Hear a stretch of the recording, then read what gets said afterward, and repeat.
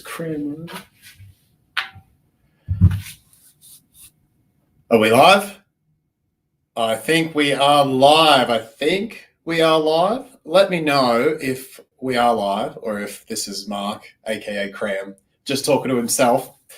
Welcome. We are chatting today about nice girl habits. Nice girl habits you want to be breaking. It's a really interesting conversation. We, in theory, have Dr. Diana Kirshner here with us. However, technically, she's invisible right now. So, as in she's not in the room. So, Mark is going to be holding the fort until that happens. So you're stuck with me for right now. Welcome. If you can hear me, just to assure me that I'm not just talking to myself here, can you pop a hi in the chat? Can you let me know in the chat if you can hear me, if we're here together, what's going on? Nice girl habits that you want to be breaking. That is the topic of today. I've got 3. Dr. Diana will have 3 when she joins us as well. And yes, I am being crammed today. Hello, Pat. All right, great. I am here, and it's not just me talking to me. We've got some friends here. Excellent. Good to see you, Pat. Good to see you, Claire. Guys, let me know in the chat. I'm going to chat back here. Hi, this is Cram. In case you're wondering why my name is Cram, it's a name that I sometimes use. My friends sometimes call me that. So I thought, you know what? Screw it. I'm going to be Cram today. I'm going to be my alter ego. Actually, if you ever get the chance, here's an interesting thing. If you ever get the chance and you are on one of Helena Hart's live streams, ask Helena who is Cram Rosenfeld. Just ask the question and see what happens. That's all I'm going to give you. Just ask the question, see what happens. Who is Cram Rosenfeld? You'll probably get an interesting reaction. So welcome Pat, welcome Livia, welcome Jennifer. I've got your chats here. Welcome Melissa, welcome Lexi. It is great to see you guys. Post in the chat how your day is going, where you're from. I'd love to hear. Starts with a K, Pat. K-R-A-M. That's with a K. Welcome Ashanti. Welcome Pat. Yeah, let me know where you're from, where you are, how your day is going. I would love to hear. We're going to be talking some nice girl habits today. Nice girl habits. Now, in case you're wondering, if you have just joined, where is Dr. Diana Kirshner, author of Love in 90 Days? Where is she? Well, I got to be honest, I've asked myself the same question. I hope she is okay. She definitely confirmed yesterday. I promise I didn't make up that we were going to chat. So I hope Dr. Diana is okay, and maybe something went weird with the times, or hopefully that's all good. But you know what? We're here now. I didn't want to let you guys down, so you're stuck with me for right now. You're going to have to deal with it. We're hanging out, and I really hope that Dr. Diana will be able to join us very soon. Ashana says, I need this. I forgot I can click your comments. Look at this. Ashana says, I need this. I'm way too nice, and God sent me this live. I love it. How are you, Mark? I'm bloody fantastic. Thank you, PA. Thank you for joining. Now, we usually do this every week on Instagram, by the way. So if you're not following at Make Him Yours, I come on every week live. So if you're more of an Instagram person, a YouTube person, although you know what? Now I'm here. I'm like, I should do this more on YouTube. I don't get to hang out with you guys enough live. It's all pre-records on YouTube, whereas Insta, it's all live. And I'm feeling that right now. We got Minnesota. We got the US. We got Sheffield in the UK. We got the Aussies. We got Julian, probably from Perth. We got Nashville. We got Bali, Indonesia. We got Gambia. Wow, that's awesome. We got Florida in the house. I love Florida. Beautiful place. Yeah, let me know where you're from. YouTube is great. Says thank you, PA. Appreciate that. I keep looking at the comments and then looking at you guys. Looking at the comments, looking at you guys. Got to remember, good eye contact, Mark. Keep it in your mind. New York City in the house. Nice. Claire says, do this more. Hungary in the house. I love it. We're international here, and we're all wanting to build healthy relationships. We're all wanting to empower ourselves to say, you know what? I want to be in those top 1% of people who actually get really great relationships. I don't want to just get married. 50% of marriages get divorced. I don't want to just get married and stay together, because even half of those or 3/4 of those stay together unhappily or stay together because of circumstances. I want to be in the top 1 to 10%. Hell, let's raise our standards, the top 1% of healthy relationships. So we need to put thoughts to how that works, and strategies and tools, and finding the right person and then building with the right person is all part of it. So that's what we're here to do. And nice girl habits, which is the topic of today. Let's see if we can take that off for now. Nice girl habits are things that unfortunately can hurt your chances of having one of those 1% relationships. So why is that? Why is being a nice girl a problem? Well, unfortunately, when you are too nice, and this is just me as a man talking, when you are too nice, what starts to happen is we start to feel you letting go of things that are actually probably kind of important to you. You're very giving, you always want us to feel good, and it makes us feel better. Like it makes us like feel good all the time. What's the problem with that, you might ask? Hey, I'm a nice girl, I make him feel good all the time. What the hell's the issue with that? Well, the issue is that we all need growth in life. And where does growth come from? The majority of it comes from being uncomfortable. It comes from outside your comfort zone, right? So if we're comfortable around you all the time, it probably means, unfortunately, we grow less and we feel less challenged as men around nice girls than we do around not nice girls. And do you think overall we're more likely to choose the one that, oh, she makes us feel good, but we don't really grow and we can kind of get away with anything, or the one that challenges us and holds us to a higher standard? Now, of course, not every man is going to choose that. There's plenty of men that are just like, oh, I just want it to be super easy and I don't want to be challenged at all. But those aren't typically the men that are going to produce a 1% healthy relationship. They're just not. They want the easiest route. It's like those are the types of guys that would rather move on to the next relationship very, very quickly, find someone who's easier, find someone who's extremely low maintenance, who has no needs, but they're not really in it for a relationship. So if you're wanting to be in that 1%, dropping some of those nice girl habits is really important because it makes you respectable. It shows that you're setting boundaries with us, and it forces us to grow. And of course, when we are growing and challenged, we value the thing that's growing and challenging us, right? It's like it's the old cliche. If I give you a car versus if you work hard for 3 years and save every penny and earn that car, which do you value more? Of course, you value the one that you had to work for. It's human psychology. You can hate it, but it's the way it is. We value the things that require work. Now, you can take that information, you can say, oh, I'm going to go and be an intentional, huge, challenging, avoidant pain in the ass, and that's how I'm going to get attraction, right? I'm going to manipulate, and I'm going to use all the tricks to be as fake challenging as possible. You can do that, and it'll work for a while, but eventually your lack of vulnerability will kill connection in the relationship. So what we're talking about here is real challenge. We're talking about healthy challenge, and you'll always have this because you will always have things that are important to you, and thus you'll always have boundaries around those things that are important to you. So you can create natural challenge just by being truly authentic. Nice girl is not really authentic.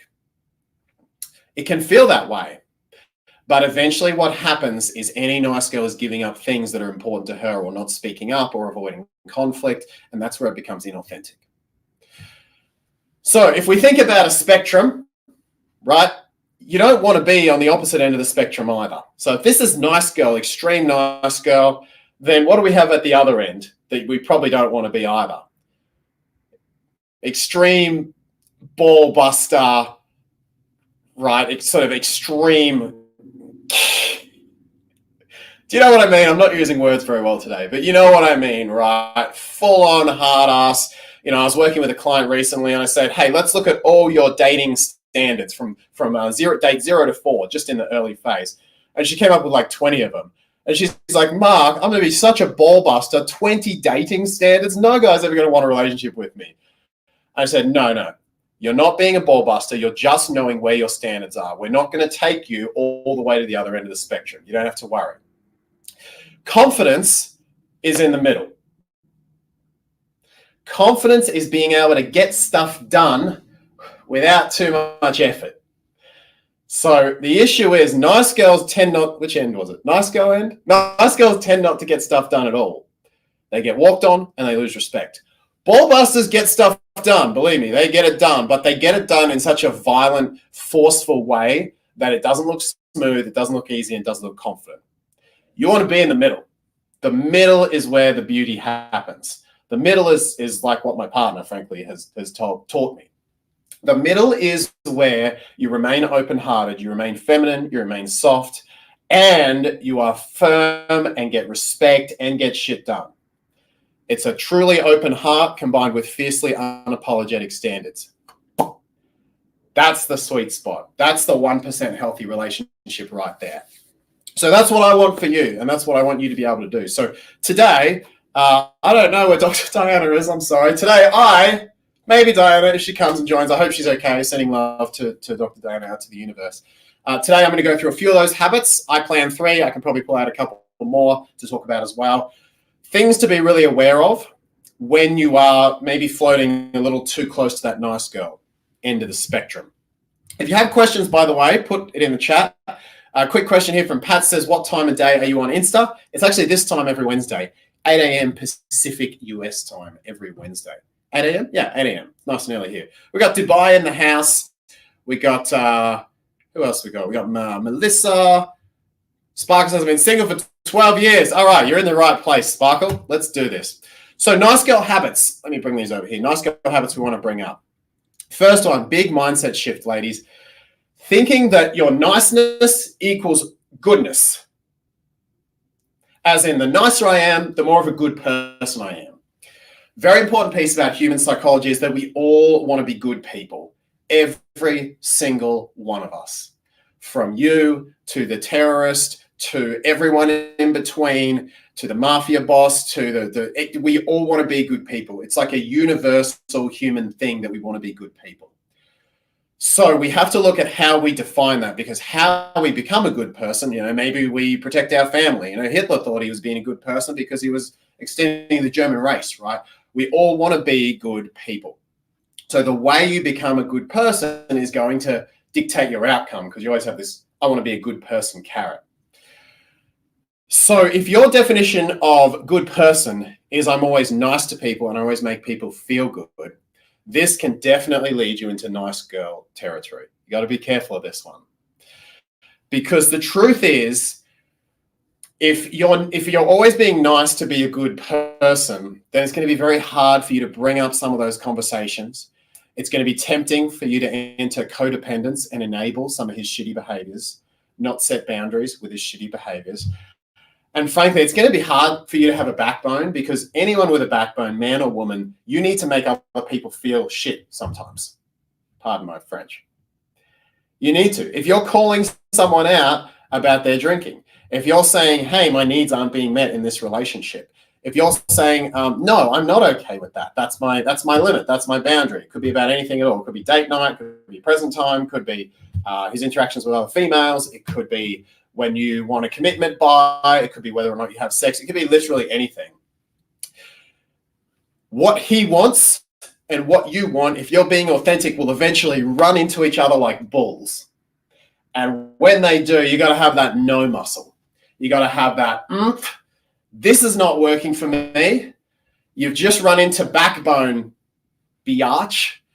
You've hit a stop. You've hit the stop sign, mate. And that's where, when you speak up, he won't like it. And you know what? Sometimes you'll hit his stop sign and you won't like it either. You will hit each other's stop signs. And when you do, it's going to be uncomfortable. Let's say, for example, my partner says, hey, Mark, I really want 2 date nights a week. And I'm like, you know what? I think that's a great idea. I think we haven't been spending enough present time together. Let's do it. So we do that for a while. And then she moves the goalpost. And she says, you know what? I want 3 date nights a week. And I'm thinking to myself, I don't think I have the capacity for that. For whatever reason, it's just she's just run into me, right? I'm like, 3 is too many. I think 2 is a reasonable, long-term, sustainable option. 3 is too many. She says, I want 3. I say, I don't want 3. We have to negotiate there. But if I just nice guy it and say, I don't want her to be upset. All right, yeah, let's do 3 date nights. What's going to happen? right? First of all, I'm going to lose a little part of myself. So she's going to feel that and lose a little respect for me.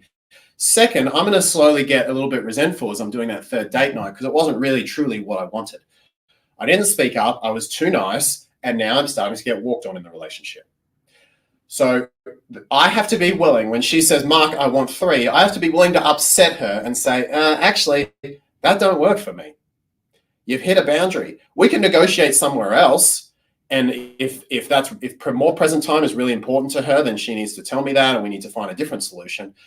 But I need to be able to tell her in the first place that, hey, that's not working for me. In other words, to be authentic, I need to upset her. I need to literally upset my partner as an act of authenticity. You see the issue here with niceness equals goodness? If I believe that being a nice person makes me a good person, then when my girlfriend comes and asks for that third date night, I'm in a pickle. And a lot of the times it's going to be, oh, I need to be nice to be a good person, so I have to lie to her here because good person rules all, so I have to lie.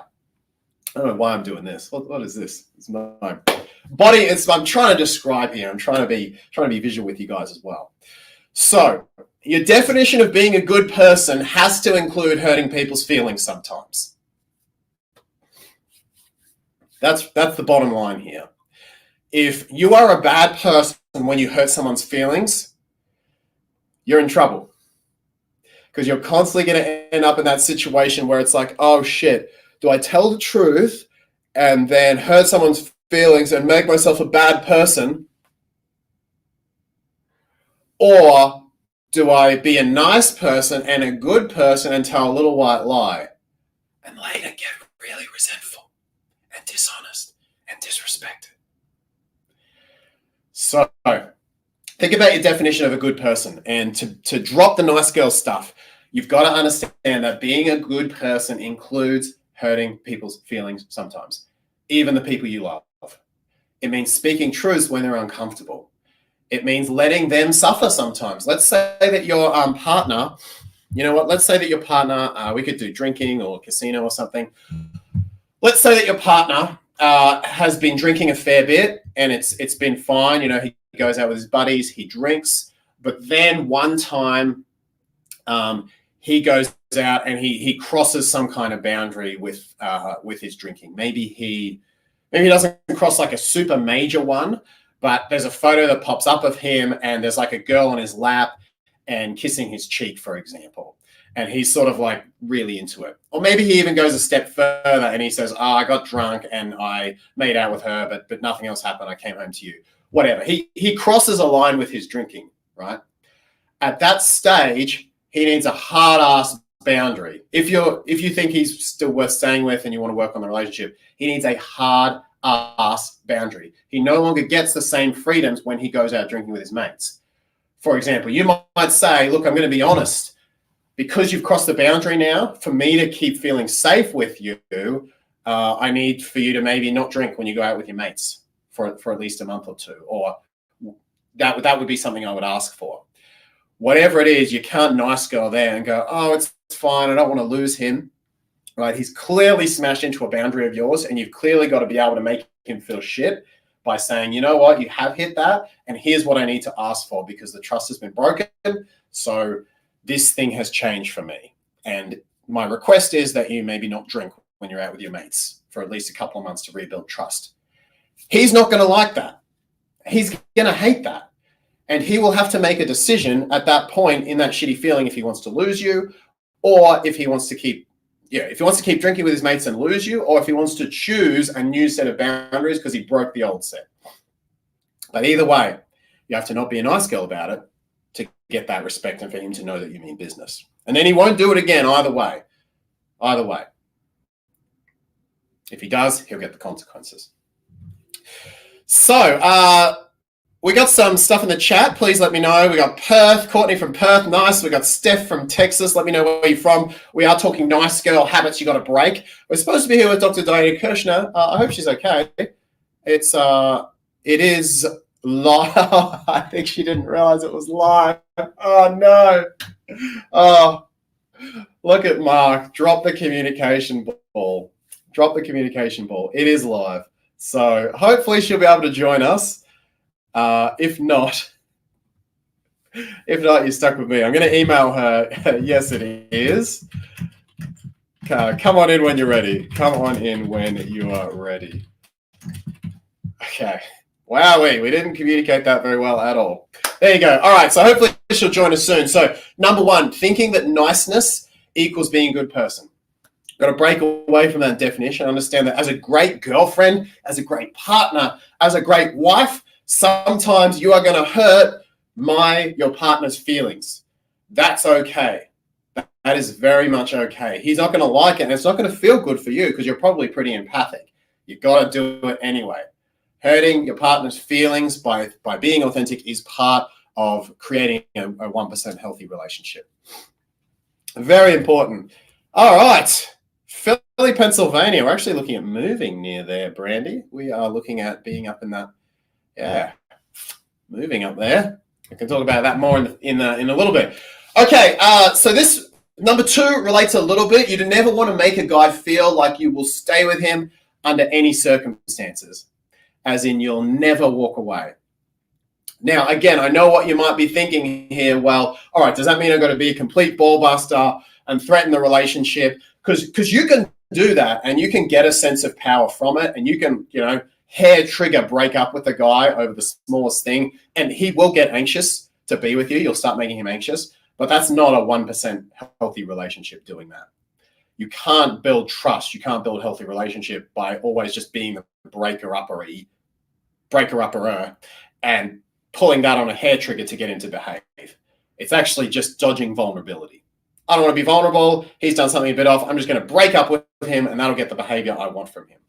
You can't be doing that. So what do I mean by this when I say that nice girls make him know that you'll never, ever leave him? Again, it's finding the middle ground. So you've got to know exactly what is okay and not okay with you. And this is something I really work on with clients is, where is your line? Because it's going to be different depending on your specific upbringing, culture, love language, tendencies, things like that, right? Now, I was going to draw a little drawing for you, but I think it's hard to do on this thing. Is there a whiteboard option? No, there's not a white. Okay, can't draw for you right now. So you have to walk that balance between having an open heart and being able to be, having an open heart and being able to be really vulnerable with him, but also being able to draw your line in the sand where necessary, so that he knows that when push comes to shove, you will have a backbone. And if you have to, you will walk away back to dating, and you're willing to do that. You can get another guy if you really need to. Nice girls don't want to do that. Nice girls always want to give more chances and always want to say, oh, it's fine. You have to be able to give that message when he really crosses a boundary, that if push comes to shove, you'll walk away. Let me give you an example of this so you can sort of get it. My partner's a very open-hearted woman. She's great. She's very good with her emotions. She's very good at sharing her feelings. She's very appreciative. She tells me I'm handsome like 4 times a day. Like she's great. She's great. She's very open-hearted, and she's never, ever threatened to break up with me to get me to behave, ever. She's never gone to that end of the spectrum. When we were dating at the beginning, we were how many months in? Maybe like 3 or 4 months in. Yeah, about 3 or 4 months in, and we'd sort of been, I think, just doing the exclusive thing, but not really official. So I was still pretty darn hesitant. We were exclusive, but I was sort of going, oh, I don't know, I kind of want to be single. I don't really want to like plan any future stuff. I was really into her, don't get me wrong, but we were long distance, and I had this like, oh, I don't really know if I want to fully, I just wasn't 100% in. I was exclusive, but I just wasn't 100% in. And she picked up on this. And so basically things were going great. And then there was some texting back and forth that I was doing with a friend. Now, this friend was a woman, and this is a friend I've never slept with, never dated, had no intention of dating. But it was kind of like texting about my dating life with her. And obviously I was with my partner at the time, so I was exclusive, but I was sort of just texting with this friend about how I was a bit nonchalant about the relationship, right? I wasn't like uninvested, but I was a little bit like, yeah, I don't know, just kind of feeling it out. I was a bit nonchalant with this other friend that I was texting. So my partner happened to see me texting at the time. It just kind of happened that way. And she read one. She asked if she could read it. I was like, oh, yeah, it's fine. I'm not going to hide it. You can read it. And she read it and she absorbed it. And the next day she came to me and she basically said, look, Mark.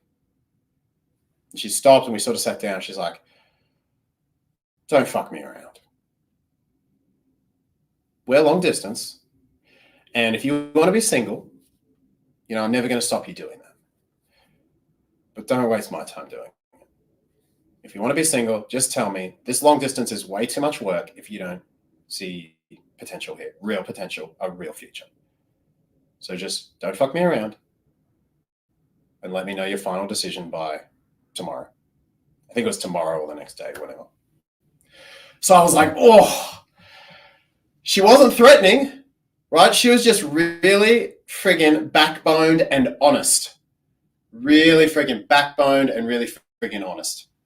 So that's where you want to be. She wasn't nice girl. 90% of the time, she's very empathic, very understanding, very open-hearted. But when it needs to, right, she changes gears and suddenly her standards are shoved in my face. And I have a free decision, but a decision that has major consequences. So that's what we're going for here. We want the open-heartedness. I keep getting my sides wrong because on the camera, I'm reversed. We want the open-heartedness, right? You never want to be that extremely avoidant, I'm threatening to the relationship to get my wants and needs met. That's not what we're going for. You want that open-heartedness. But when you are that open-hearted, you need to be able to ramp it up if the guy's not behaving and give him real consequences of his actions. Make him feel bad if necessary and show with your words and actions, and it has to be genuine, show with your words and actions that you're willing to walk away if your wants and needs and standards for the relationship aren't met. That whole incident gave me a new level of respect for my partner, and now we're committed and we're planning very long-term stuff. I'll have more news on that soon. Bottom line is that was the first time I thought, ooh, this is like a life partner. This is a really high-value woman. I sort of had a sense for that already, but when she changed gears like that and went into full, vulnerable, backbone, don't mess with me mode, it wasn't aggressive. It wasn't forceful. It was just, here's some consequences of your actions if you keep this up, and I will pull the trigger. That is where you've got to be with your standards. If you really want the guy to go, hey, this is the type of woman that I'm gonna respect so much that all others are out because this is a real challenge and she's really holding me to my highest self as a man. Magic. Sparkle says, yeah, I like that. I'm very honest. Don't waste my time. I'm still single. Nice. And look, I think, Sparkle, you might have said earlier in the chat, by the way, guys, if you have questions, please pop them in the chat. I'll answer them at the end of the stream. If you get in the space, because dating is always a balance between open-heartedness on the one hand and filtering on the other. If you're too open-hearted and you don't filter, you tend to get stuck in relationships, and that's where the nice girls often end up, stuck in shitty relationships. They're not filtering, but they're open-hearted, so they get relationships, right, or they get attraction. On the other hand, sometimes if your heart is more closed, but if you are more sort of on the standard side, you filter really, really well. So you get people out, but there's a fear of intimacy there that stops them coming in. And it's hard to have both. Usually we're good at one or the other. We're either good at opening our hearts or we're good at closing them. It's hard to do both at the same time and really hold that dynamic of, I'm going to be open-hearted and I'm going to be ruthless with my standards. That's a difficult dance. That really is a difficult dance. So, yeah, I think I even experienced that dance as a coach. When I'm working with clients one-on-one, sometimes a client really needs like a firm, strong opinion from Mark. Like she needs that validation to say, okay, I just have my intuition here. I want an expert in the field to validate it. I want a kind of an outside opinion here because I'm too stuck in my own head. So there's that side. And then other times it's like the client always knows best. So I want to check into the client's wisdom because it's always more powerful if a client realizes something on her own, right? Rather than me just outright telling her. So in sessions, that's a balance, and it's kind of a weird metaphor, but in sessions, that's a balance that we as coaches have to create. Is we'll be going full sort of consultant mode, and then we'll have to change gears and be completely like, you're the expert, you know the answer. Well, I'm the expert again. You're the expert, you know the answer, backwards and forwards. And most coaches tend to be really good at one or the other. It's like they're really good advisors, but they don't know how to draw out your wisdom, or they're great at drawing out your wisdom, but they don't actually have much expert knowledge themselves. So that was a weird metaphor, but you know what? I thought of it and I said it, and we're here. So you're still here, which is good. All right, let's see if Dr. Diana is joining us. So we've talked about nice girl habits you want to break. Him thinking that you'll be always there, never walk away under any circumstances. No, there should be circumstances where he knows under which you'll walk away. That is your minimum standards that challenges him. Number 2, thinking niceness makes you a good person. No, niceness does not make you a good person. Sometimes to be a good person, you have to hurt people's feelings, because the only way to be authentic is to, sometimes your authenticity, people won't like it. People won't like your boundaries. That is normal. That is healthy. That is fine. So let's look at number 3 here. Number 3. Oh, this is a good one. This is a good one. Is that a drum roll? I don't know what that was. Is that a drum roll? Let's see if Diana's joining us. I don't know. She hasn't come in yet. I hope she's here soon. Number 3 is thinking that receiving equals owing. Receiving equals owing. How many of you are guilty of this? You go, oh, the guy did something for me. I have to do something back now. How many are guilty of that?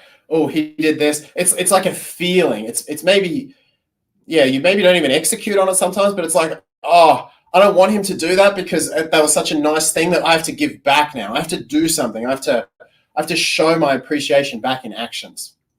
That is very much a nice girl habit that you want to break. As women, as feminine energy women, we men need you to be good receivers. And if you've grown up in an environment where every time someone gave you something, it wasn't actually a gift, it was actually a covert contract, so you had some owing, you'll grow up not wanting to receive. Let's imagine that your neighbor says, oh, hey, Christina, here's a pot plant, absolutely for free, just a gift from me, have a pot plant. And you're like, oh, great.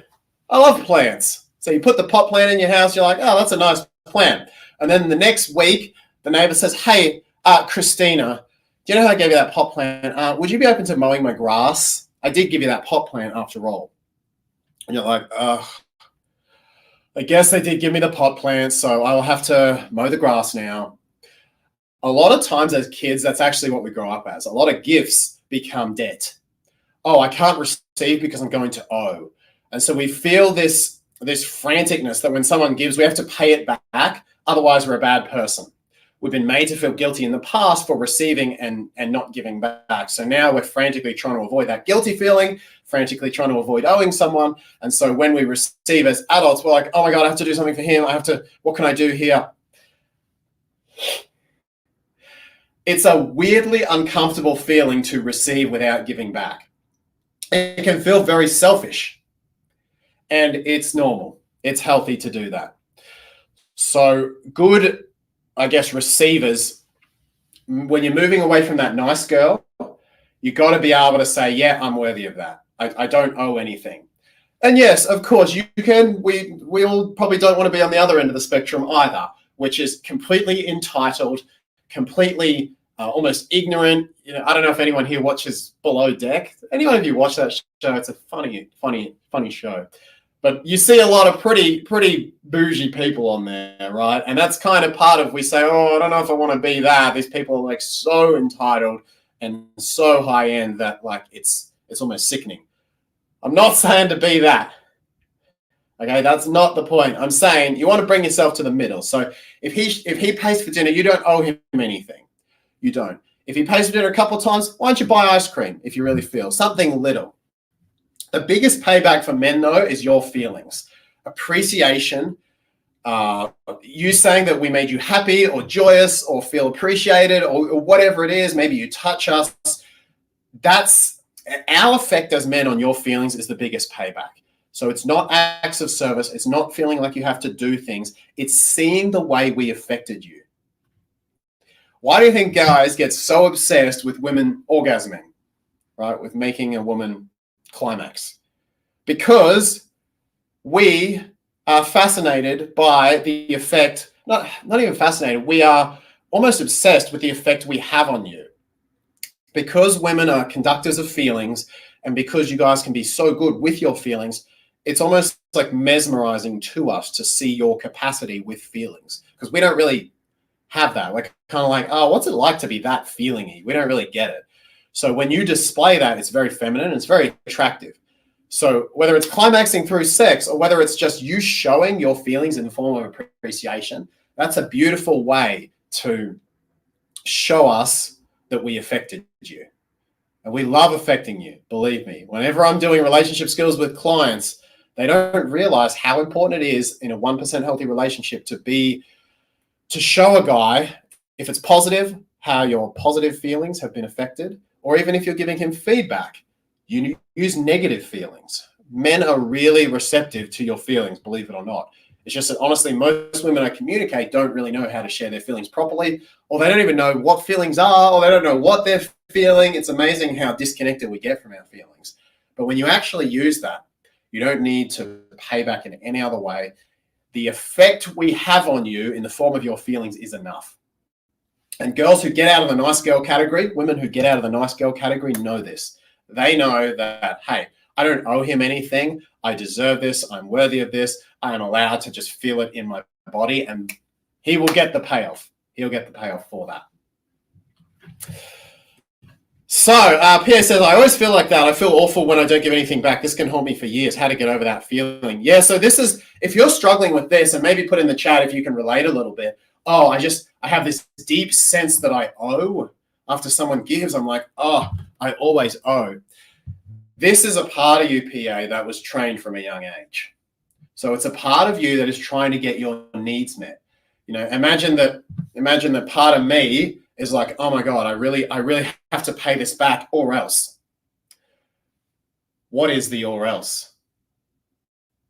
Sometime when you were a kid, you learned there was an or else, which is if I don't pay it back, something worse happens. And it could be something very simple. You know, the younger you are, the simpler it can be. It could be when you were 2, mum said you were selfish for not giving that back, and it caused such tremendous pain that your body said, never, ever let that pain happen again. And so that part of you that always wants to make sure you avoid that pain is working overtime. It has been since you were 2 years old to make sure that you don't feel that pain again. So if I was working with you as a client, we would go in and we would heal that part and we would retire it essentially so that it doesn't have to work so hard anymore. Because clearly, if it's been haunting you for years, it's a very active part. It's a practice part. It's been doing this job a long time, and it needs your attention and soothing because it really feels something bad, really bad, is going to happen if you don't pay back this quote-unquote debt. Yeah, look at all these people who can relate. Claire says I can relate. Pat says I can relate. Courtney says I can relate. It really is so common that, especially women, have this feeling of debt. Is I am given something and I have to pay it back, or I'm a selfish girl, I'm a bad girl. And the more you've had that, the more you'll have this conditioning around, oh shit, I don't want to be that selfish girl. That really hurt. So to make sure that never happens again, I'm going to carry this debt until it's off me. Thank you for sharing. Thank you for sharing all. If you do want to ever book in with me with a session, there's a thing on the website. It's basically you go to work with Mark, makehimyours.com.au/work-with-Mark. I will put that in the chat actually. makehimyours.com.au/work-with-Mark. Yeah. If any of you do want to work with me, you can do it there. Okay, so nice girl habits. We talked about thinking that niceness equals being a good person. Sometimes you have to hurt people's feelings to be authentic, and the confident, not nice girl knows that. That's part of why she gets respect. Number 2, you don't want to be the woman who never, ever walks away. You want to be the one that if push comes to shove, she can gently and firmly share her standards and then ruthlessly execute on them. That woman gets respect. But believing that receiving means you owe, that's one you got to drop as well. You don't owe anything when you receive, and being able to receive without feeling like you have to pay it back, just kind of taking it into your body, allowing it to affect you, that's actually the payment men want. That's the biggest payment men want. So if there's guilt coming up for you for being selfish, that's more of a childhood thing that you can work on either with a coach or in therapy, wherever. Let's have a look. Let's do, how are we doing for time? Let's do 2 more. I guess Dr. Diana's not joining us, which is a little bit sad. Should I wait for that? Maybe she is. Okay. Diana says, should I wait for closer to 12? No, you can join now. I'm going to send her an email. No, you can join at 11:45. All right, that'll be fun. 11:45 or 11:50.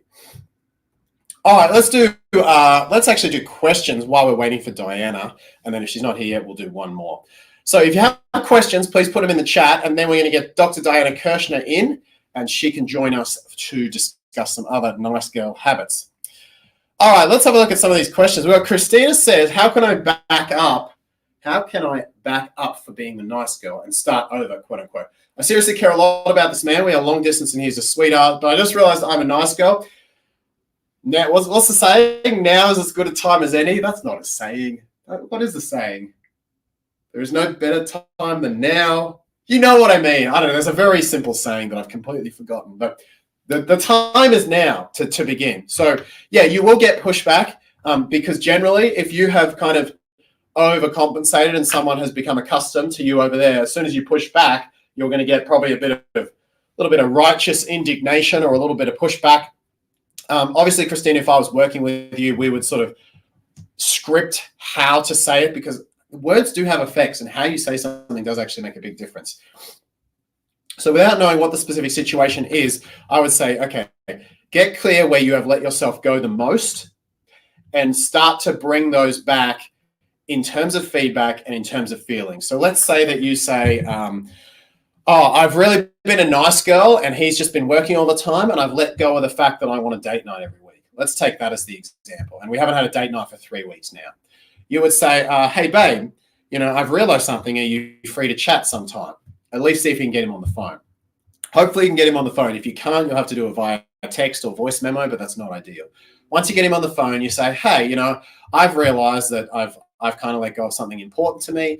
And, I've been feeling kind of disconnected, using a feeling. And I know that in the long term, that's something that, if I'm being honest, I'm not going to be okay with. So I was wondering, how would you feel, would reinstating the date night be something you're open to? And then maybe you get, worst case example, you get pushback. And he says, oh, no, babe, I already told you I'm busy for another 3 weeks. You say, look, that's fine. I'm never going to force you into anything. And I realize that I have kind of green lighted this up until now. So we need to change that a little bit. Or I need to take some responsibility for that. But I'm just going to let you know that, moving forward, I'm just being honest here. I'm not going to be okay being in a relationship where I'm feeling disconnected. Like, that's not my goals for life. That's not my goals for future kids. That's, I'm putting this out there that's not something I'm going to be okay with moving forward. And he's going to start to get the message at that point because your words are gentle, but they have real impact. You can see the way I was saying it, right? And obviously from there, if he still is like, oh, no, I can't, you say, okay, well, I guess I appreciate you being honest at least. So I guess I'm going to have a real think about how we operate moving forward. And I want to work on this with you. But it seems like we kind of are at an impasse here. So I don't know. I really need to have a serious think about things. That's essentially saying the hammer's coming down, bro. Or maybe he says, oh, yeah, okay. Oh, I guess I'll do it if I have to. And you say, well, no, I don't want you to feel like you have to. I never want you to feel like you have to do anything with me. Relationships are always about choice, and this relationship is always about you having the freedom to choose. So I guess I want to know, is that something you actually want to do? Or is it something that you feel obligated to do? Right? If it's something he wants to do, great. If it's something he feels obligated to do, then don't allow that. Yeah, hopefully that's somewhat of a helpful example to work through. Yeah, you just got it. The time is now. You got to start on those standards now, Christina. Okay, you said I'm an empath and it hurts me to hurt their feelings, so I become a yes woman, but I also have to put a foot down sometime. It will be a challenge. Yeah, you do. You do. I learned this lesson as a veterinarian. It really sucks hurting animals, but sometimes you have to put a little thing in their arm or, give them a needle, and they look at you like, why are you trying to kill me? And it's really hard, and you have to do it. It's just you got to put your big girl or big boy pants on, and you're like, all right, I know that this is for the greater good. I need to get comfortable with the discomfort if it's going to create more health in the person long term. And for example, if your boyfriend is crossing boundaries with alcohol, you calling that out and being authentic, not aggressive, not forceful, but just calling it out and putting whatever standard you want in place with it, or at least sharing it with him. Yeah, it will be uncomfortable for you. It will be very uncomfortable for him. It's going to suck for both of you. And it's the only way to a 1% healthy relationship. Let's have a look. Questions. Pop questions in the chat if you have them. Andrew. Andrew says, keep your standards high, but not too high. It's actually nice to have a bloke on here. It's true. It's actually true. If you think about it, I really want to do a drawing here, but I don't think I can do a drawing. Can I do a drawing? Maybe I can do a drawing. Let me see if I can do a drawing for you guys. I think you'll find this interesting. This is a little bit off topic, but should I drawing here? What Andrew's talking about here is, let's see if I can share the screen. I'm going to give this a roll here and see if I can. Damn it! I don't think that's going to work. No, I'll have to do it. I'll have to do it in front of you.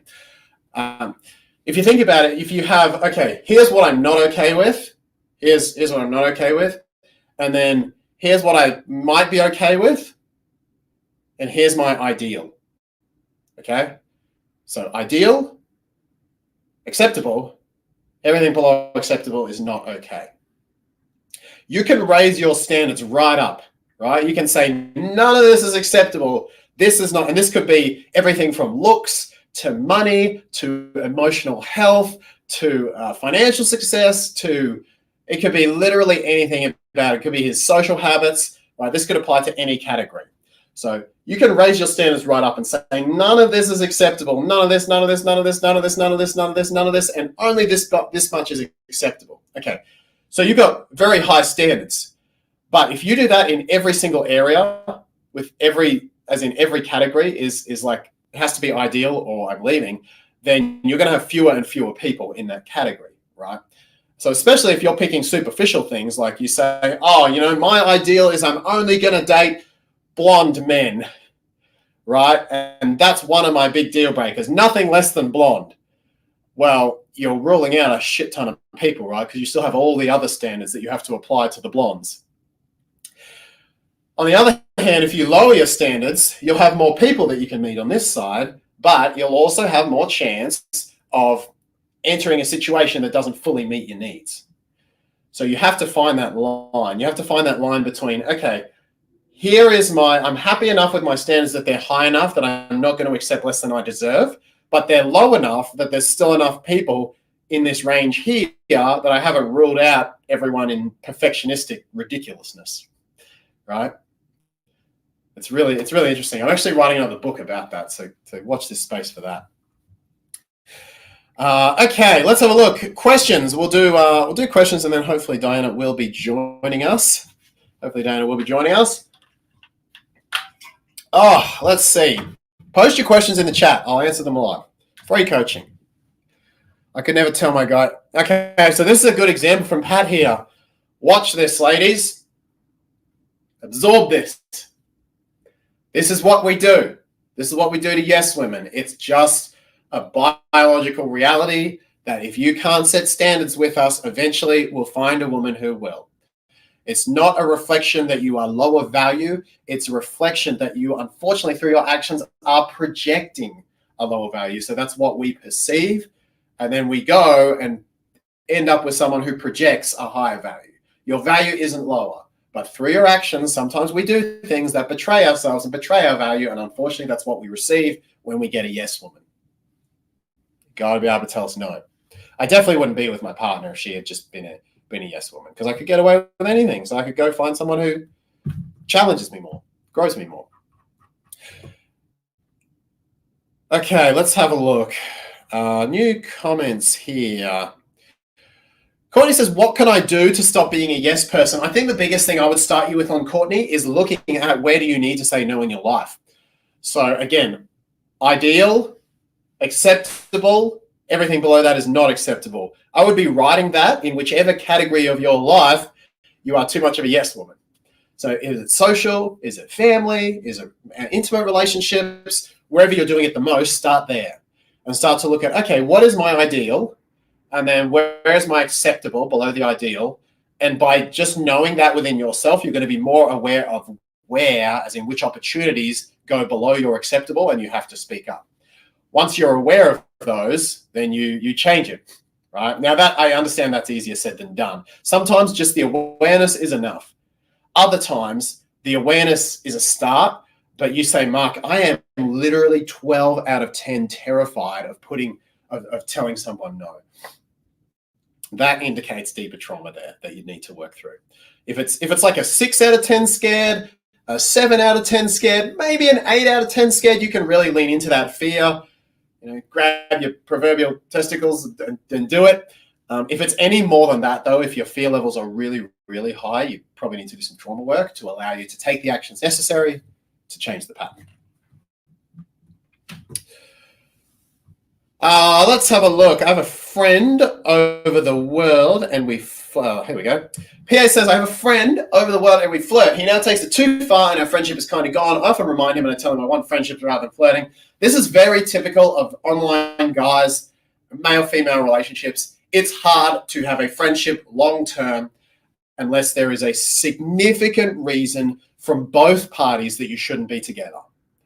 Not just you, but both. So I have a friendship with my ex, but we both have a very significant reason that we should not be more than friends, which is A, we have a good friendship and we don't want to ruin it, but more importantly, B, we made terrible partners. Right? We tried that. We tried it to exhaustion and it didn't work. And that's why we both have a belief very deep in our bones that we should not be together romantically, like really deep, really, really deep. So for a man and woman to be friends, you have to have a really solid reason. Now, maybe you're both married. Maybe that's the reason. For a lot of people, that's like, okay, solid reason. That's just, we can never, we're friends. We'd never ever go there, right? Maybe both are partners. Maybe you tried it in the past. Maybe you find each other very unattractive romantically, but as friends, fantastic. You cannot, it's really hard to maintain long-term male-female friendships if both parties don't have a solid reason that you shouldn't be together. It can be anything, but you need a solid reason each that you shouldn't be together. Now, I have some good news.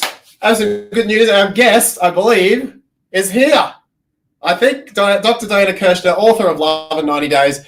We're talking about Nice Girl How to Say. I believe she's joined us. So, Diana, can you hear me? Maybe not if you can hear me.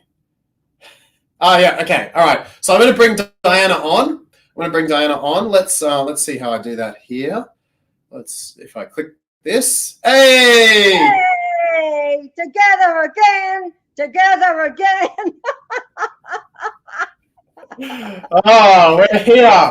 We were worried about you. I wasn't sure something had maybe happened, or I just failed to communicate. This was a live stream and not a pre-record. So I thought it was starting at 12 my time on the East. Oh, really? Yeah. Oh, so we had a timing mix-up, did we? Oh, I'm so sorry. Oh, dear. That's all right. I've been hanging out here with some of these amazing ladies for 54 minutes now. So you missed a little bit.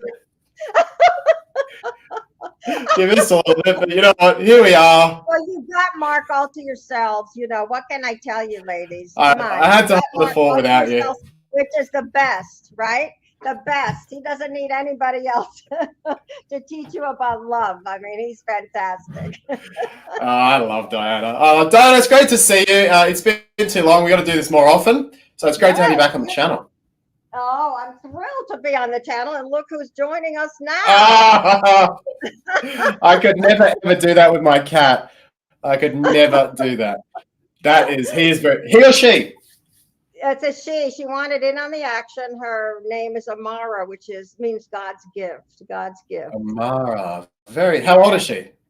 She's 6. Yeah. Oh, Three and a she's half pounds. gorgeous. Oh, she is gorgeous. She's gorgeous. So, Diana, we've got people from all around. We got Australia, we got North Carolina, we had Texas, Western Australia, we got Sweden, we got where was there's a Florida as well. Your base. We got the Yeah. United Kingdom. I'm lost in the comments now.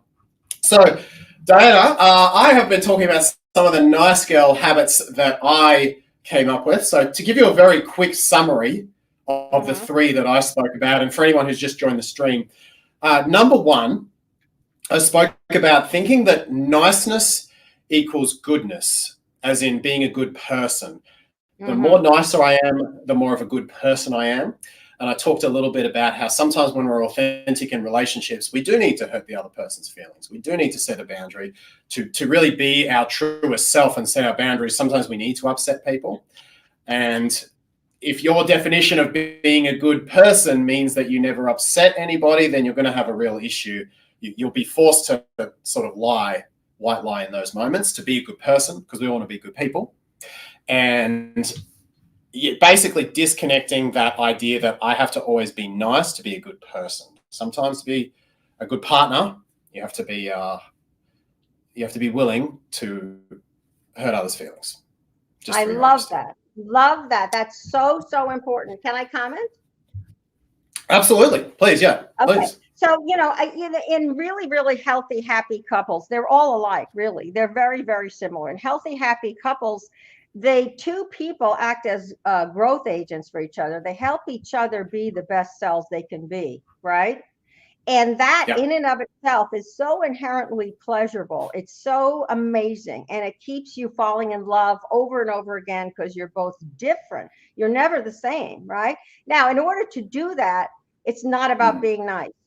It's not about being nice. It's sometimes setting boundaries. Like if you continue drinking, I'm not going to be available to sleep with you. Yeah, I actually used the drinking example, so I'm glad you said that. Yeah. See how we're on the same wavelength? We're totally on the same wavelength, So, what you're looking for is great love. Anybody who is following Mark or following me is really interested in great love. It's not about settling. It's not about, making do with whoever's available. This is about finding your great soulmate love, the guardian of your soul. And in order to do that, you have to be real. There's no way around it. If you allow your fears about being assertive to run you, you will never have that great love. Never, ever. Here. Well said. So that was number 1. Thank you for that, Diana. Number 2 was making the guy feel like you will never, ever leave under any circumstance. And I obviously I had to give context here because we don't want to be the person who obviously threatens the relationship or uses those types of tactics. But I gave an example of where my partner has been very much, she's just put those standards in place with me early in our relationship. And she basically just said, look, don't stuff me around. I know what I'm looking for. We're long distance. So if you're not looking for commitment, just let me know right now or within the next 24 hours. And we can essentially go our separate ways, because she was very clear. She wasn't threatening, but she was willing to go back to the dating market if her base needs and base wants weren't met. And she didn't communicate that aggressively. She just said it gently, but her words had real oomph to them. And that's a very backboned thing to do. Yes, that's fantastic. And the best, most powerful communication of a boundary is that calm communication, because it's like dead straight. Like, this is the way. Yeah, that's what, I need it to be. And it's fine if you can't be that way. And if you can't be that way, sayonara, really healthy couples, they appreciate the cost of loss, what I call the cost of loss. In other words, they don't take each other for granted. There could be the loss of the relationship. And that's in very healthy, happy couples, right? But they know they can't get away with a lot of bullshit, really acting out, selfishness and all that stuff. And they know that there could be loss. And that's what keeps people on their toes. That's really what keeps people on their toes, that you could lose a relationship. I've been married for It is. decades. Yeah. I've been married for decades. I never take it for granted. Never, ever. I love that. I love that. Well said. Yes. You're so good at summarizing this, Diana. I love it. And the number three that I said, nice girl habit that we want to break, is believing that receiving equals owing.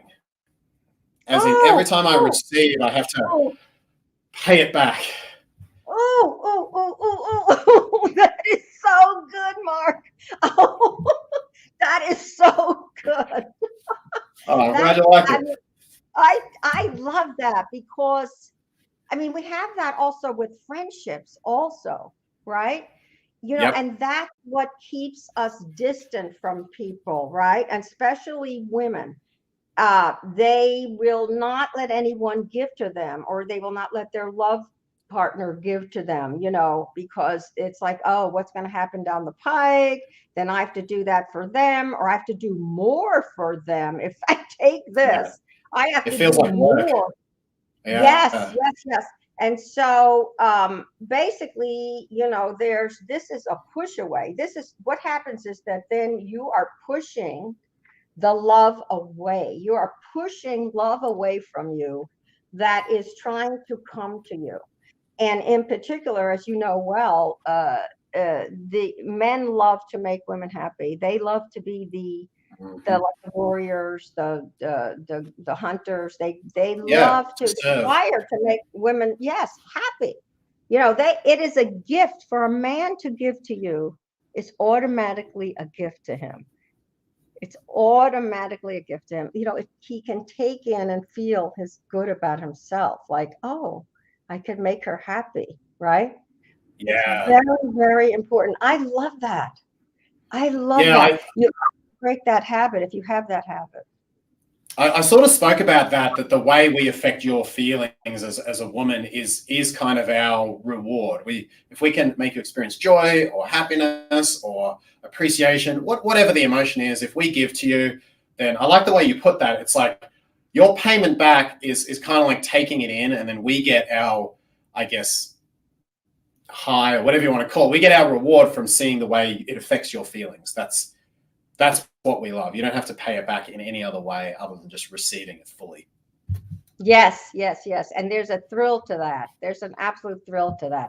I still ask my husband to do things for me that I could easily do myself. And he loves it. Yep. He loves it after decades. Yeah, we feel useful. We feel useful. That's men. We want to be useful. Let us be useful, damn it. We want to be useful. Yes. All right, so Diana, those were my three. So now that you have blessed us here, I would love to hear a few from you. Yes. What would you like to share? Yes, the one we see all the time in our coaching program is working overtime to make the guy love you. You're super nice. It's not just being a nice girl. You're super nice. You go above and beyond. You're going to get him tickets to the playoffs. You're going to get his business up and running. You're going to mentor him if he wants to write a book. Right? Mm-hmm. Right? Yeah, okay, right? yeah. So awesome. You are working overtime. You're going to make this guy love you. Damn it. You're going to make this guy love you. Right? Yes. Yeah. And you're nice. You're super nice. You're thinking, who wouldn't love this? Who wouldn't be thrilled to get these tickets? Who wouldn't be thrilled to have me as a mentor for their business, right? You're thinking, there's nobody better than me, right? I'll help him. I'll prove what a great girlfriend I am. Yes. How could he ever reject me?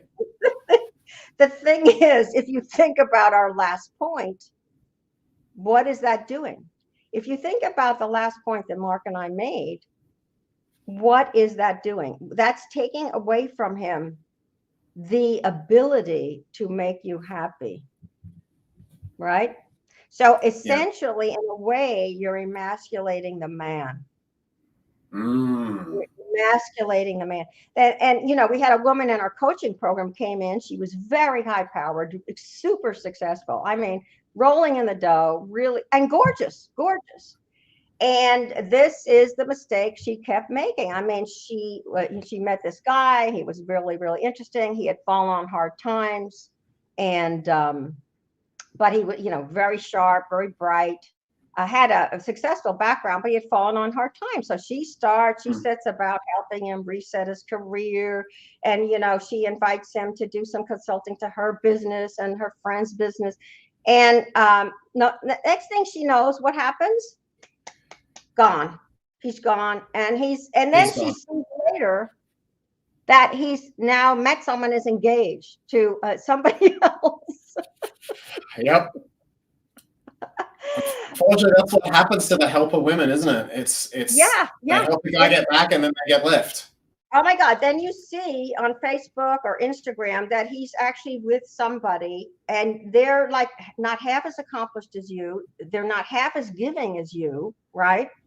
And you're thinking to yourself, why in the world didn't he take advantage of what I had to offer? There's nobody offering as much as me, right? But if you think about our last point, men need to feel like they're able to make you happy. And this is very hardwired in biologically. This is not just some little psychological thing that has to do with this zeitgeist right now. This is wired in for thousands and probably millions of years of biology, right? The men really feel the need to make you happy. So, her coach forbade her from ever trying to make anybody love her, right? Nice. And, she put her on a dating program of 3, which we've talked about before. I know you've talked about. And she wound up with this amazing soulmate. And she had to bear it as he gave to her. She had to grin and bear it as he gave to her. And then she got more and more used to it. And then she got thrilled with it, right? To have a real loving partner. You can't make beautiful. You can't make anybody love you. You just cannot make anybody love you. It's either there or it's not there. Well said. Yeah. I don't know how much more time we have. I'm so sorry about being late. No, that's good. We can go to half past. I'd love to hear these other 2 points. So number 4, you can't make anyone love you. Stop working. The person either loves you or they don't. It's drop the nice girl thing of working to earn it. That's find someone, dial back on the habits first of all, and then find someone where the momentum flows in the other direction. Yes, absolutely. And then the next issue about being a nice girl, right, is actually accepting crumbs, right? And being super understanding. Well, he can't spend my birthday with me because he has the kids this weekend, and he's not really ready to introduce me to the kids. But it's okay. It's okay. Yeah. Right. I haven't seen him in person for weeks because he's been busy working. And I told him I was available this weekend, and he said he was tied up. Yeah. But I mean, I know he cares about me. He really does. He does love me. This is the kind of stuff, that we tell ourselves. It's really, it's like a fantasy lie, right? It's like we're ignoring the fact that we're getting crumbs. We're ignoring that on the list of priorities, first comes his kids, second comes work, right? And then comes his dog. Yeah, fourth is golf. You're fifth, right? Yeah, fifth is probably his Nintendo. Sixth is Nintendo. Sixth is building the treehouse outside, and we could go on. I'm so glad you said that about the Nintendo, because there are gamers, and that's so true with these gamers. I'm really busy today. 5 hours of Mario Kart later. I had a big day. But but then you start, but he really does love me. I mean, I just know it. I feel it.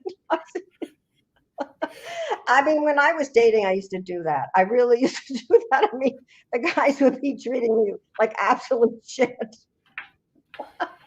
And I So would be like, how do you break that, Diana? If the women are watching, going, "Oh, that's me," it's like I kind of know that it's bad for me. I just keep bloody doing it. It's like an addiction. yeah. How do you break that addiction? Well, the only thing that broke that for me was having a love coach.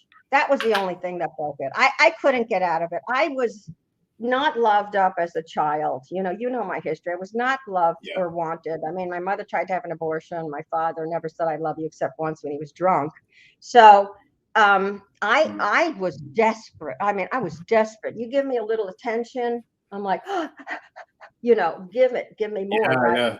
And what really helped me was having a coach. I had a coach, and he said, "You are amazing. You're incredible. You deserve everything. You deserve absolutely everything." And I actually surrendered to him. I surrendered to him. In other words, I said, okay, well, he's saying this, and out of I don't know what, even loyalty to him or whatever, I was like, well, I can't let Yeah. him down because I Yeah. really cared about You were just my able to.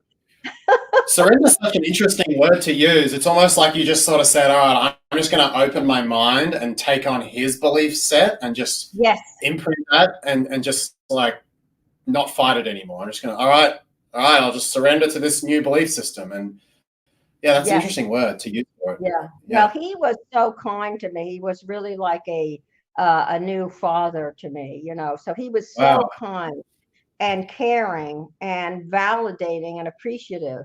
And I didn't want to let him down, which was an interesting dynamic, really, really interesting. Right. So as a result, I wound up with the most amazing man who was my husband.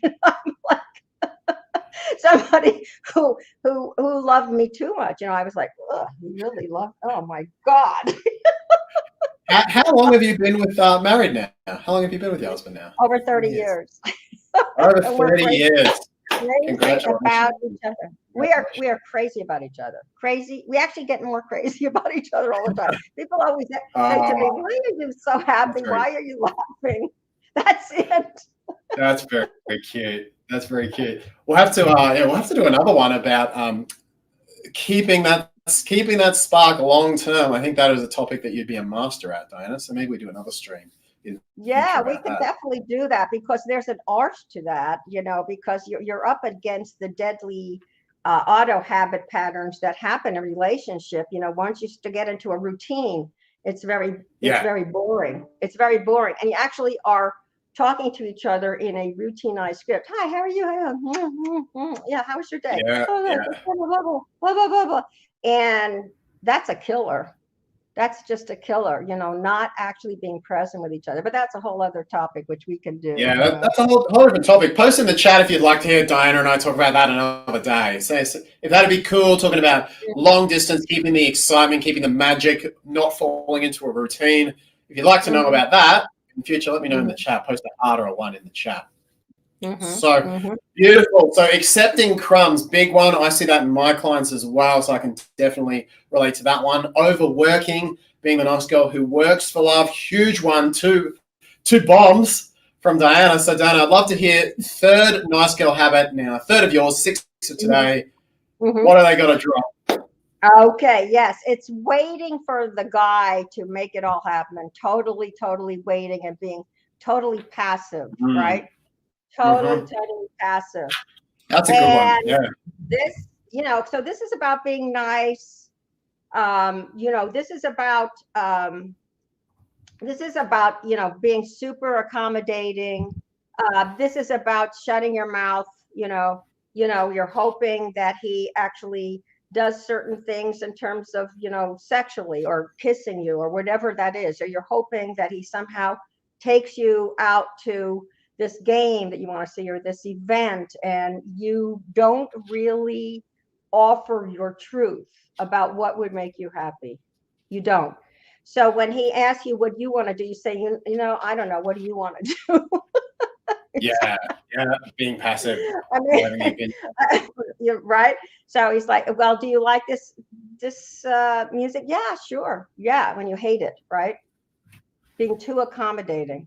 just being not real. You're just being like a false self. You're a false self. And believe me, I did this also. I mean, when I was dating early on, I really didn't feel like I was lovable, and when I was real, right? So I would try Yeah. to be the person that the guy would like or love, right? Never works. Never ever works. If you're too accommodating, you're not saying your truth. Um, it's just not going to work, because it's in that Yeah. sharing, this honest, authentic sharing, right? That the real love happens. If you're being a false self, you will never feel loved. Never, ever, ever. Because what the person is doing is they're loving your facade. They're loving your image. Right. Yeah. They're loving your image. So your heart, your soul, your real gifts will never be there to be validated, in that relationship. You're not going to feel whole. You're not going to feel happy. You're not going to feel loved. You're really, really not. And it's very interesting. And women even do this to the point of marrying people in a false self.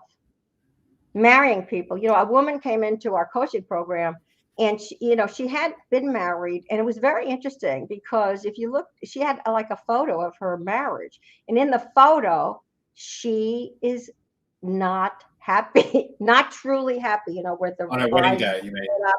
lit up, with the eyes lit up and the puffy cheeks and the Yeah. true happiness, right? She's fake. Wow. She's fake. She has a fake smile, fake. And even though they're in this very romantic position, on, sunset, on the beach, he's dipping her over. Yeah. It's a very romantic position, but she's not thrilled, and you can see it. She's not Yeah. thrilled. So this is wedding photos. Yes, yes, yes. Yeah. And interesting. So we really worked with her on finding her own unique diamond self, what we call your diamond self, which is your real self. It's your real self with the real gifts and the real quirks and the real funny things, and the best you too that you can be. It's real, though. It's real. And Yeah. she's now very, very happy. She's not yet with another guy, but she will now be ready for a real relationship. But this business of turning yourself inside out, It's almost a different form of work, isn't it? It's more subtle than the initial, which is like, I'm going to fix his business, or I'm going to buy the best tickets. This is sort of a more subtle work where it's like, I have to be something. And I guess, Diana, a question they might have in the chat here is, if someone has never really experienced being loved for those quirks or for those diamond assets, that's often where we put the projection on, because it's like, well, what if we put those diamond assets out there and the first couple of guys aren't into it? It's like confirmation of some of my fears that my parents didn't love those things. And now, at least with the projection, I can sort of, the bullets hit something else. How do you get over that fear of like, if I really put my true self out there and the first couple don't go my way, the bullets hit me now? How does someone face that fear? That's a fantastic question. That's right, because you're being truly vulnerable, right? It takes so much courage to be truly vulnerable. It's amazing. And that's where you could be really hurt. That's where your inner work comes in. You need to do the inner work. And that inner work is validating and prizing yourself, giving yourself a loving nickname, the resilient goddess, the courageous goddess, the amazing one who can handle anything that comes down the pike. That could be a name too. Can handle anything. I like that diamond self name. I'd go with Crab myself. Oh, I see. What does cram mean? Read it backwards. Ah! You see how creative Mark is. I mean, he's so This is what I do to fantastic. entertain myself. Make sure you're subscribed to his channel because his channel is the best. So you got to make sure you're subscribed. Hit the subscribe button and don't forget to hit the notification button because his is the best. I kid you not. You need to subscribe. Definitely. Thank you, Diana. Thank you. Yeah, he's so creative and he's so fun. We're talking nicknames. You were talking about the inner work with the diamond self and making sure that the person's done the inner work so that they can validate themselves in the face of that potential rejection, right? Yeah, yes. And that's where a coach really comes in as well, because this is someone who's relating to your diamond self, is relating to the real beautiful you. I mean, it's like having a fairy godmother. I think everybody needs a fairy godmother. They need a fairy godmother who can see how amazing they are under the ashes, under the ashes. The fairy godmother looks at you and says, oh my God, you're incredible. Right? Even before you see it yourself, you're like, no, I'm not. No, I've just been rejected. I've been left. I mean, but the fairy godmother holds that vision. One of my clients developed Wolfie, and it's basically a name for her intuition, and it's a beautiful white wolf that follows around her, and she sort of checks in how Wolfie's feeling, and it's sort of it's like a representation of her intuition. And if Wolfie's happy, or Wolfie feels the situation is safe, she's good. If Wolfie's like snarling a bit, then it's been a very just a very accessible way for her to go, oh, what's my intuition? What's Wolfie saying? I love that. I love that. So ladies, that's a great idea to actually give your intuition a nickname or to give yourself a nickname, right? And especially if you put in there courageous or incredibly loving, whatever, you put in something about strength that has strength to it and it gives you a really good feeling, that is really, really powerful. So you say, I am the wonder diva of the universe, or I am. I love that. The wonder diva of the universe. Diana, can I be a wonder diva of the universe? Even a guy can get to be a wonder diva. Excellent. I can identify with anything I like. Diana, shall we talk about if people do want to work with you? You've talked a lot about coaching. How can people actually? Is there a link that I can type in the chat here? Yes, it's lovein90days.com /dating-coach. But if you guys just go to dating-coach. But if you guys just go to lovein90days.com, lovein90days.com, and click on the coaching tab, but just put in there that Mark sent you. Make sure you put in there that Mark sent you, please, so that I can guarantee you can have a gift session with one of my team. We have an amazingly unusual team, actually, because it's a team of 8 coaches that specialize in various things, and also we have a group supervision once a week. So if there's any obstacle, the entire team weighs in, like, oh, I'm not meeting enough men in Boston. So the whole team weighs in.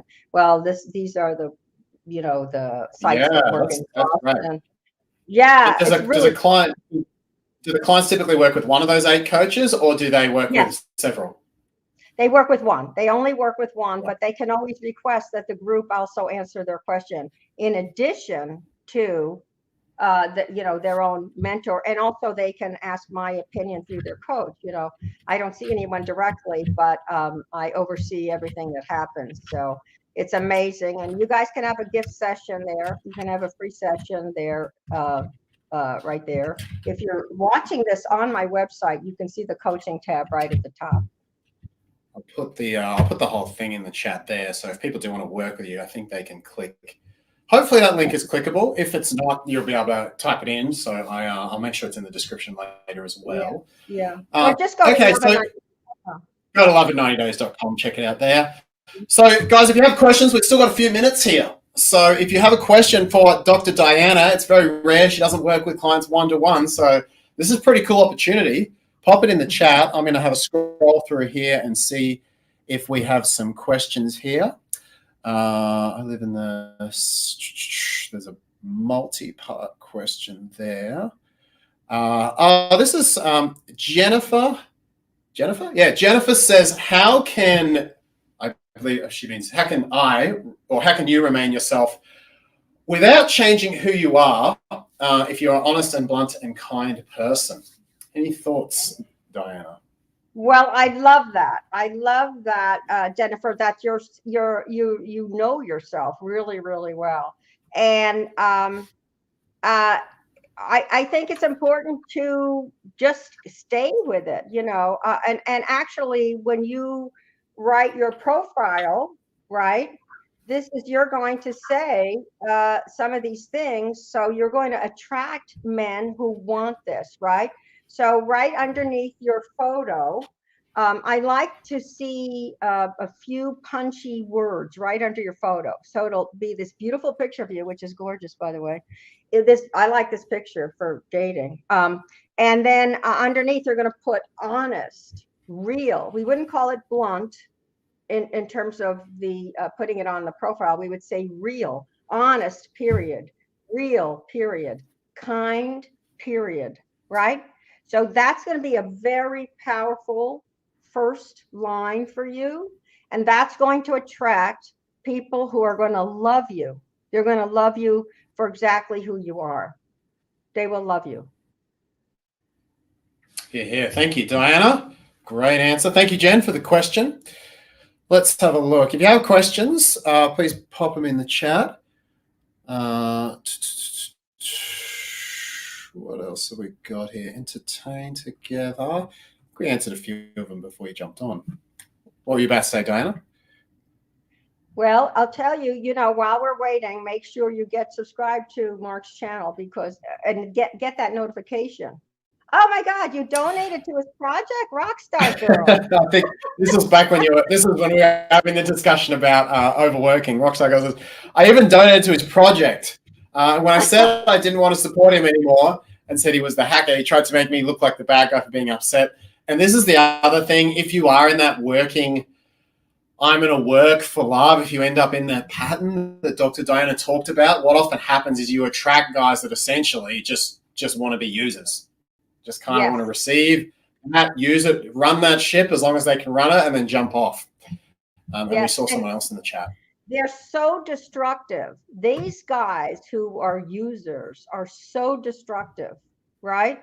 And they have an art to making you look wrong at all times. I'm glad you brought this up, Rockstar Girl, because they know how to make you wrong at all times. They know how to manipulate your guilt, right? If things aren't being given to them, they're so entitled, right? And they're so self-centered. And so, with a person like this, you're going to feel bad. You actually feel bad. You feel like you're giving, but you feel like crap inside. And that is your signal, right? That's your inner Wolfie, your inner. Yes. Your inner Wolfie. What does Wolfie think about this? It's telling you, no.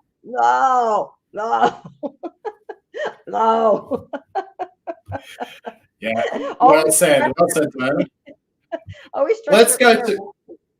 Let's go to Sarah's comment here. So Sarah says, how can I not let my insecurities get the best of me when I don't get attention? I have a fear of being ghosted. Okay, good. Okay, so I want you, Sarah, to try to just finesse out in your mind, what does it mean to you when somebody disappears on you and you're ghosted, right? So I want you to actually write down what it means. Oh, it means that I'm not lovable. It means I'll never have love. It means, I'm not attractive, blah, blah, blah, blah, blah. Nothing to offer. I'm damaged goods, whatever. These are the words of what I call your inner critic. That's your mean, which is a bunch of BS, right? So you write that down, and then you want to look at those sentences and say, each one, this means I'll never have love. You want to say, is that really true? Is that really true? Right? And none of these things are really true.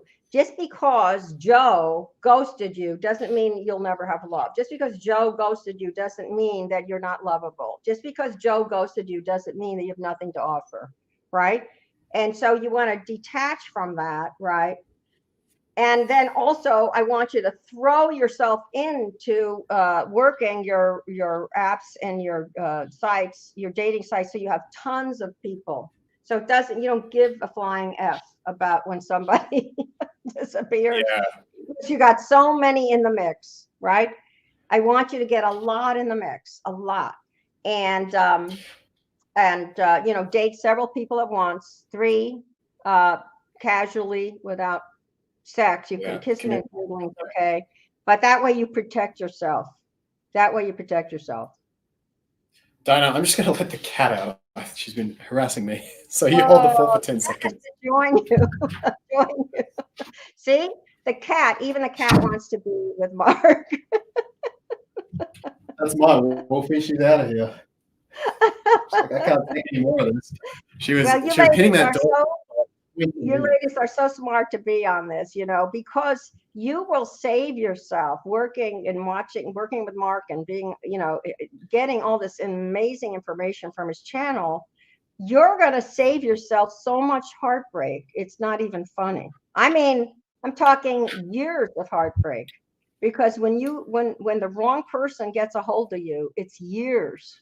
It's years. And sometimes it's financial cost too. So I really salute you. I think you're amazing for being on here. I mean, really, I want you to take that in. I really salute you for being on here. You're fantastic. And it's years of not being with that person who could tick all those boxes and who could really provide. The loss of happiness. Yes. That's even worse sometimes, because you finally, you know, we have people in our coaching program, they're in their 60s and 70s, some of them, and they're like, they finally meet the love of their life, and it's like they only have like 10 years left or 5 years, you know, and it's really sad. But you know, this is when you're doing this, where you're seeking knowledge and you're getting it from people who know what they're talking about, you're not going to have that, even though it seems like you are, but you're not going to have that kind of you know, negative outcome. You know, it's because you're well ahead of everybody else. It's so powerful. Diana, this is about all we've got time for today. Some amazing questions here. I'd love to go through them, but maybe we can get you back on in a month or so and do something similar again. In the meantime, you are so amazing. How do the ladies find you? I think I've actually got a comment here. Love in 90 days, where they can find you. And I'll put a link in the description as well when I finished up here. So I'll make sure that is a thing. Diana, is there anything you'd like to say before we wrap today? Yes, because we're going to be airing this on my website, and I want to make sure that everybody goes from my website to your channel. So what is the name of your channel on YouTube?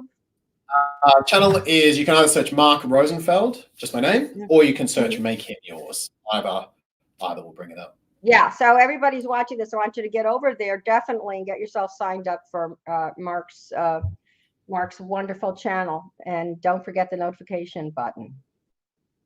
Little bell next to the red subscribe button. That's right, the bell.